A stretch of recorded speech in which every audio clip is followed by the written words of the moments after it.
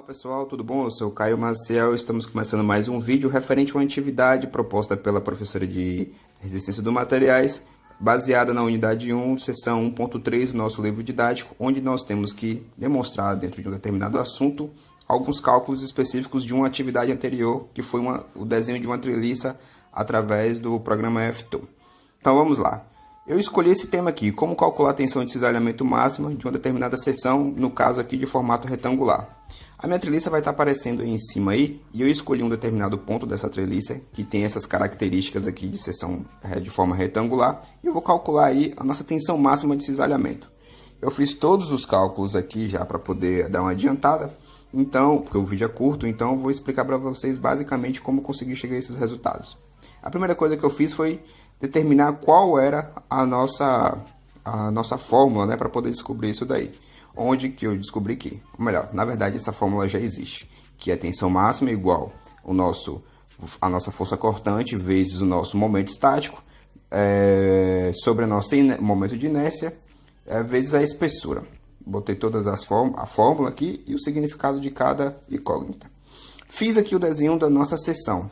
Perceba que ela tem 50 centímetros de comprimento por 30 de largura e uma força, né, cortante de 75 kN. E aí eu vou começar a descobrir cada um desses aqui. A força, cada uma incógnita dessa aqui para poder jogar os valores reais dentro da fórmula e descobrir o resultado.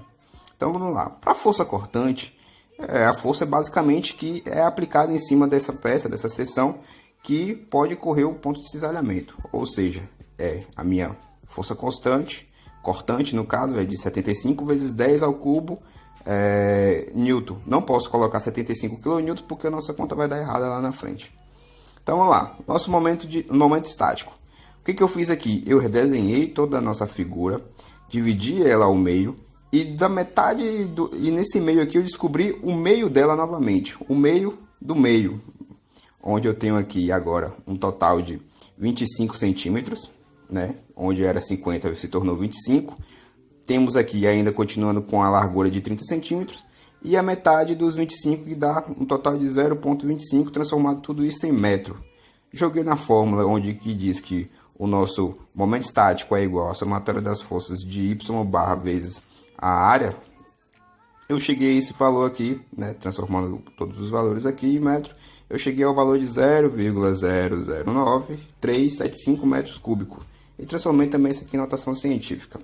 Mas aí a gente vai utilizar o valor comum mesmo. Depois parti para o nosso momento de inércia, onde eu mais uma vez redesenhei a figura, descobri qual era o nosso ponto central aqui, o nosso meio, né? Levando em considerações a nossa largura e o nosso comprimento em metro, apliquei a fórmula do momento de inércia, onde aqui ela se diz basicamente que o nosso momento de inércia em x é igual a base vezes a altura ao cubo dividido por 12. Coloquei os valores aqui de 0,30, que é a nossa base, vezes 0,50, que é o nosso comprimento, nossa altura, né?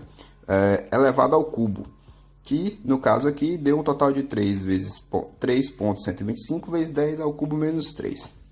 Depois vamos para a nossa espessura. Nossa espessura é basicamente a largura da nossa peça, da nossa seção, que é de 0,30. Depois joguei isso aqui tudo na fórmula, né, descobrindo cada valor de cada incógnita. Eu joguei na nossa fórmula, onde ficou tensão máxima é igual a força cortante vezes o nosso momento estático sobre o nosso momento de inércia vezes a nossa espessura. Coloquei o valor de 75 vezes 10 kN vezes 0,009375 metros ao cúbico, onde foi os valores que eu encontrei, sobre 3,125 vezes 10 a menos 3 vezes 0,30 metros. Sempre colocando, tá, pessoal, as metragens, os números certinhos aqui, tá? Que ficou igual a 703,125 sobre 9,375 vezes 10 a menos 4, onde eu cheguei que a minha tensão máxima ela é aproximadamente 7,5 vezes 10 a menos 3 Pascal.